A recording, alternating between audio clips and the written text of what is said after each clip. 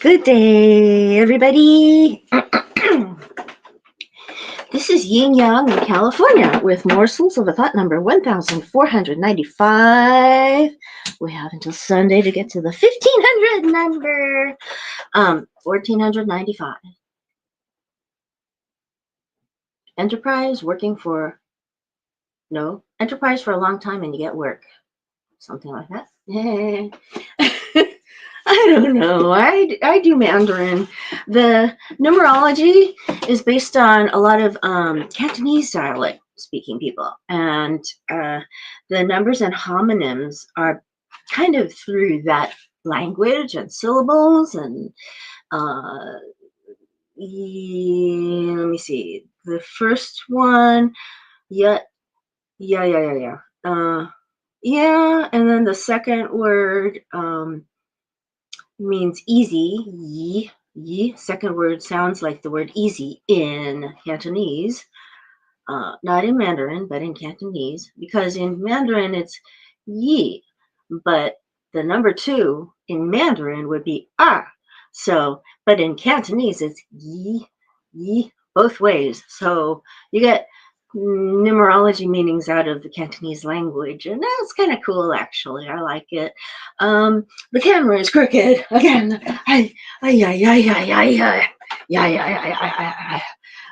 My my goal in my early mornings is to entertain you guys a little bit, bring some morsels of a thought of wisdom into the world.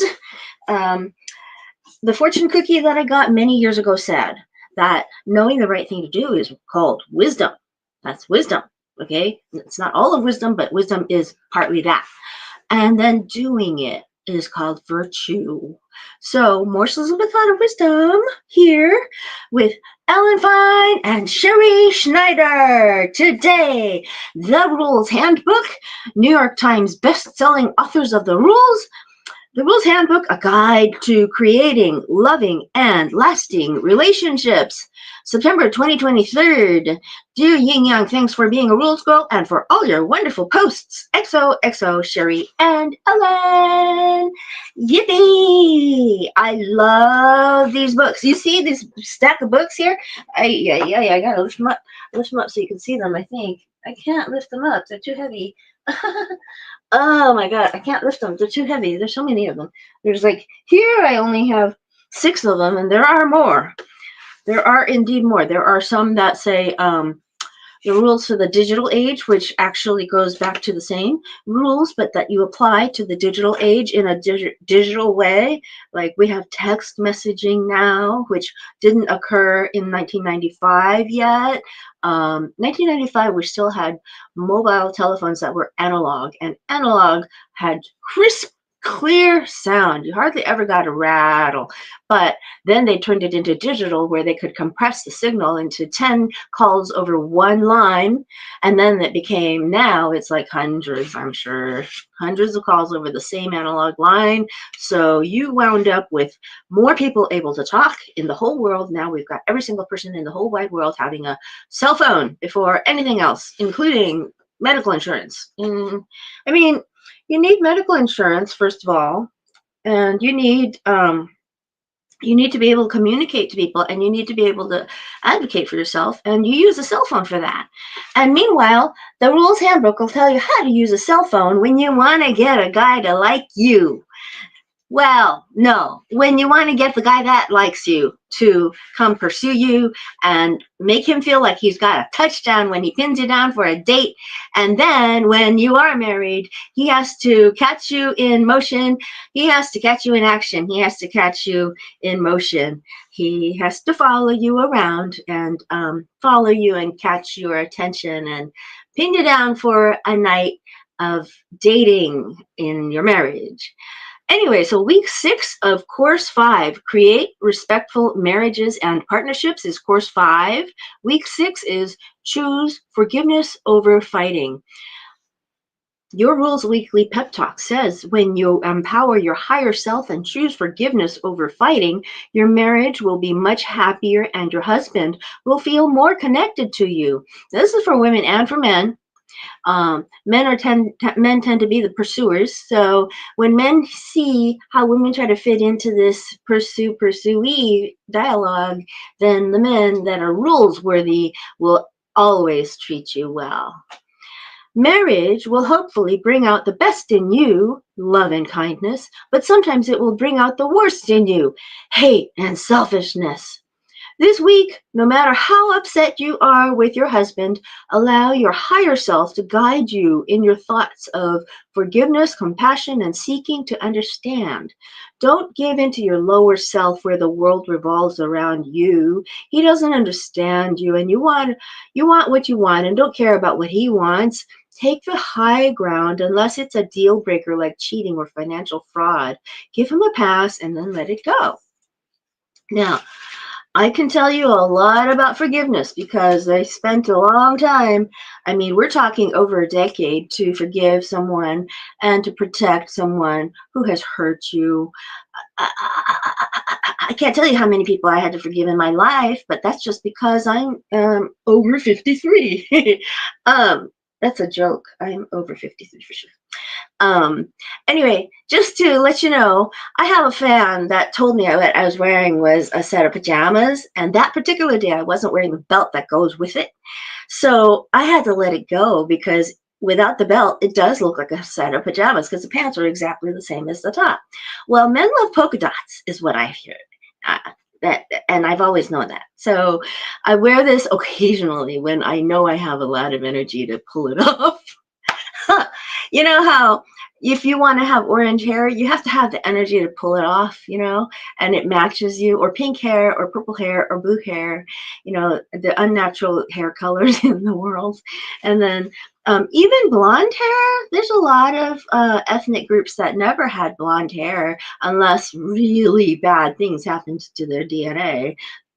But we won't talk about that. Anyway. Choose forgiving over fighting. Daily rules. I'm going to read you day 302. Don't fight. Today, the divorce rate is at 50%, and there are many reasons why. One cause is that when a woman chooses to fight from her lower self because she doesn't like something about her husband, she often complains to him and also finds 3 girlfriends to take her side. They might say, OMG, I would never put up with that. Or maybe you should have stayed with your ex who made more money. Ooh. So she fights with her husband, stops speaking to him, withholds intimacy, lives her own life, dinners and trips to spas with those girlfriends, thinks the grass is greener, envying her friends as husbands, acts single, and forgets her vows. Ooh, no good, no good, no good, no good, no good, no good. Day 303. Give him a pass. Hi. Let's say your husband doesn't call you to say he's running late for dinner, forgets to pick up the dry cleaning on the way home, or takes a call from his friend in the middle of your date night. Don't blow up, lower self. You wouldn't blow up if your best friend was running late or took a personal call. Pretend he's a coworker and give him a pass. Higher self. Because A, he's your life partner, and B, you never know when you're going to make a mistake and need his mercy and forgiveness.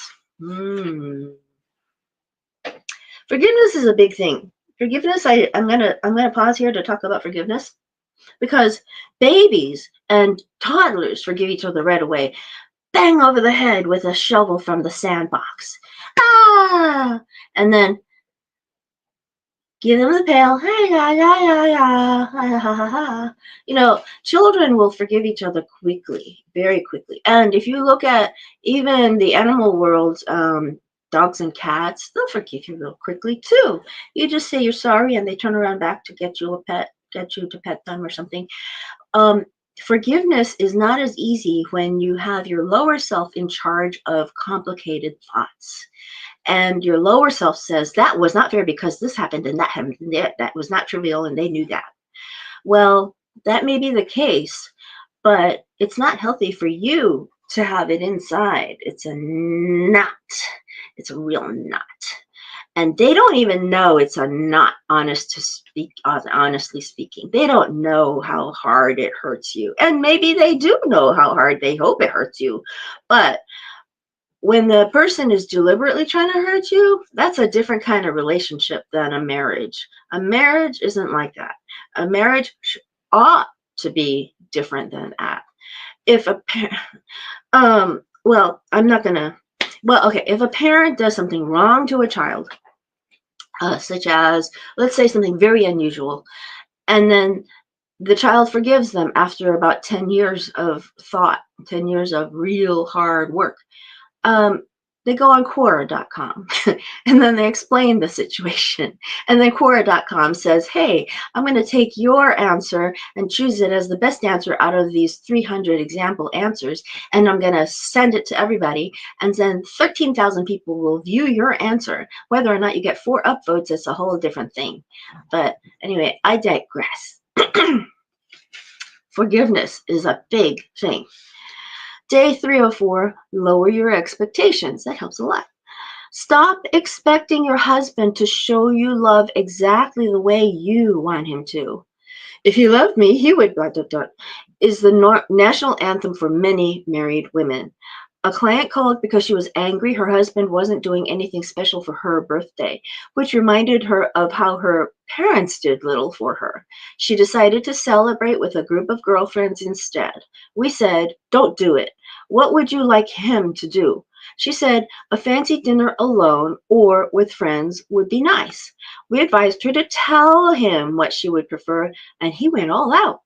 She wrote to us, thank you, you saved my birthday. It was a perfect day. Her lower self wanted to sabotage her birthday and have a pity party, but with some coaching, her higher self prevailed. See, the authors here are going to get you to look at higher self all the time. Even their rules coaches that are certified coaches, I'm not a coach, I'm a buddy, but all the coaches, they know. Think from your higher self, speak from your higher self. Don't offend. Don't go, oh, well, it's about time. That's a lower self statement. You just say, oh, that's great, thanks. And that's your higher self statement. Okay. Day 305, don't poke the bear. Not speaking to men first doesn't just apply to dating. When you're married and your husband isn't in the mood to talk, give him some space. Men love space, men love space, men love polka dots, men love space. You might think this is crazy because he's your husband, but if you sense he would rather read the newspaper or is stressed about work or just wants to be alone in his recliner in his man cave, talk to someone else and don't poke the bear. If you speak to him when he's in a bad mood, you run the risk of getting hurt by snippy remarks such as, how would I know? Why would you ask me that? Or, I can't talk now. Ouch. It is better to wait and say, I'd like to share something with you. When's a good time? That's a good way to do it. Goodness gracious. Can you imagine being a person in a bad mood and then somebody comes up to say, I have something to share with you? When's a good time? You'll say something like, okay, right now it's 10 o'clock in the morning. I'd say 4 o'clock. 4 o'clock it is then, okay? That way you don't get the snippy remarks. You get the, at 4 o'clock, if he's not ungrumpied by then, at least he knows he's got a challenge to meet with you and talk with you on the time that he pointed out. So men love a challenge. So that's what you got to do. Okay. Sorry, not sorry is day 306. What a day. Sorry, not sorry. Women get upset when their husbands don't apologize. They tell us, I'm not talking to him until he says he's sorry for getting drunk at my friend's wedding, or he yelled at me for no reason. I want an apology. Most men don't like to admit when they're wrong and just like to move on after a disagreement as if nothing's happened. Nothing has happened. Nothing happened. So don't hold your breath. It's nice if you get an apology, but don't sleep in another room if you don't. The best way to change someone is by example. So apologize the next time you make a mistake and show him the right way by example. I know a couple that's been together for about, 65 years or something. That's the way it is with Auntie. She is really, really good at showing how to live by example. She doesn't teach, she shows by example. And when you I like that. It's very interesting to watch a person be in their higher self most of the time. I've never seen her be in her lower self, honestly. So it's a very interesting feat.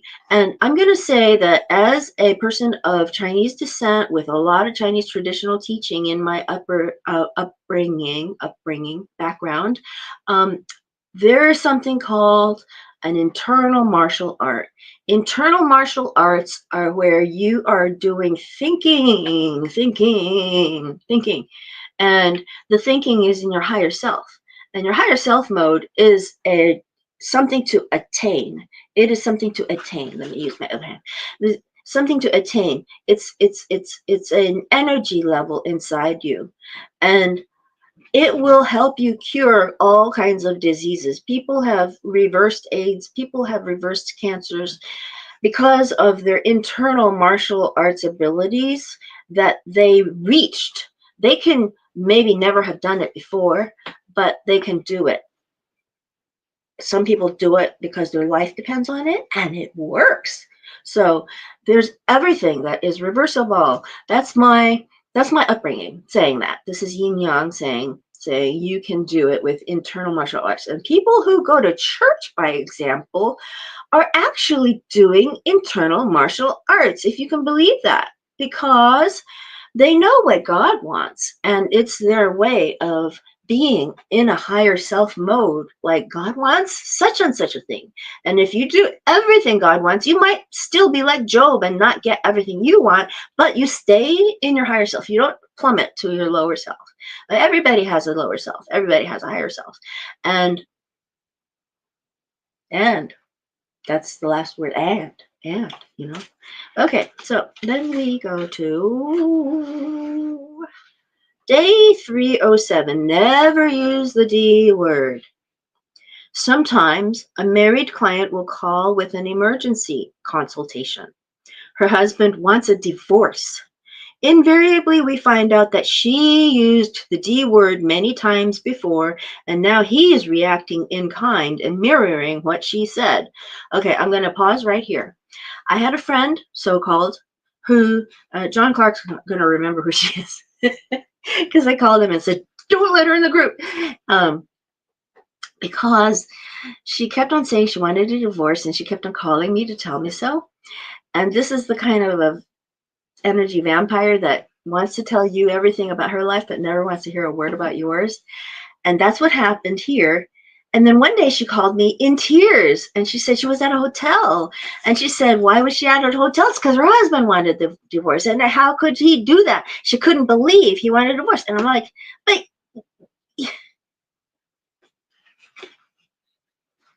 throwing around the D word in a fight is poisonous. If you don't really want a divorce, don't say the D word or anything like it, such as, I wish I had never married you.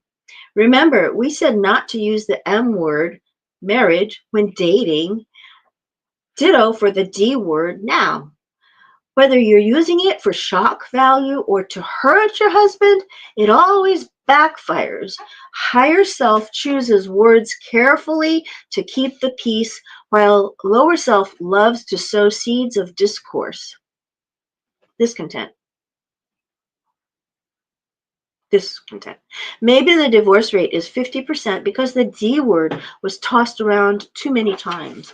Now, a higher self person who lives in their higher self actually does think of every single word beforehand. You would do that. I can tell you that you can do that. It is possible. Every single word, like the word if will hurt your brain. I have said this before on my lives.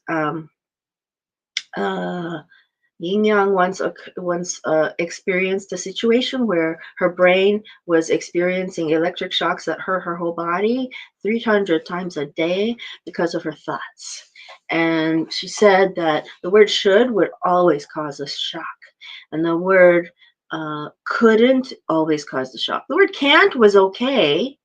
The words ought to are okay. The word but, like John Clark mentions, is a good idea to know that word is also going to cause a shock.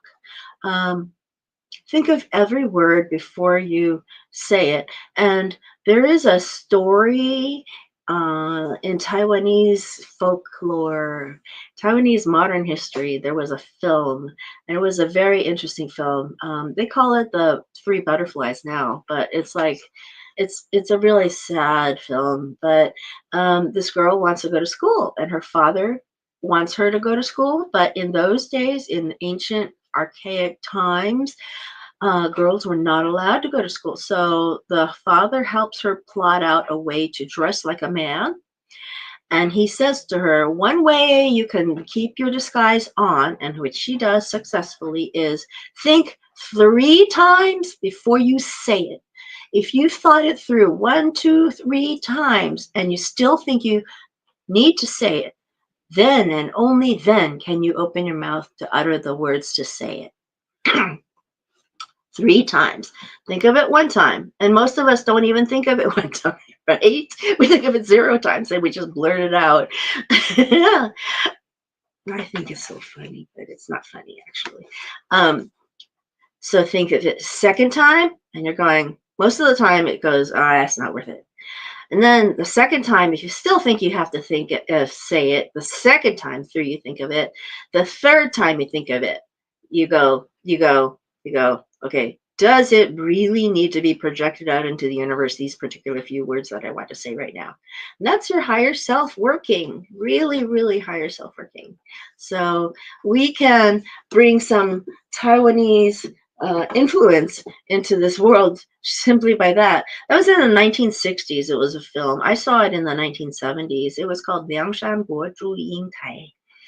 Liang Shanbo was played by a female actress, but she played a man, so that she was actually playing a man. Actually, in the story, she was a man. I'm getting sidetracked a little bit, but I want to talk about the higher self there. And then the female is played by an actress that in real life actually died after the film was done. And they played a part where the woman was fatally ill and wound up. No, wait a minute. It was the man that was fatally ill. I can't remember which. Anyway, good morning, John Clark, and good morning, everybody. Ici Rosita. John Jones, if here you come. Mandy Olekshi, all the folks that come on replay. Thank you, John Clark, for coming by. And I am going to talk about how we seek to entertain you a little bit, to inspire you to have a great day with morsels of a thought of wisdom, which are usually borrowed from other people, because I'm not a wise person, but I do know what wise people tell you, and I can tell what wisdom is. And I think I can tell what wisdom is, and then I try to give it to you so that you can take it to spend your day whichever way you choose possible. So have a good day, and I'm going to talk about that old man, old Kinderhook, that wanted to make everything right.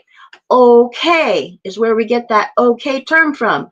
Old Kinderhook.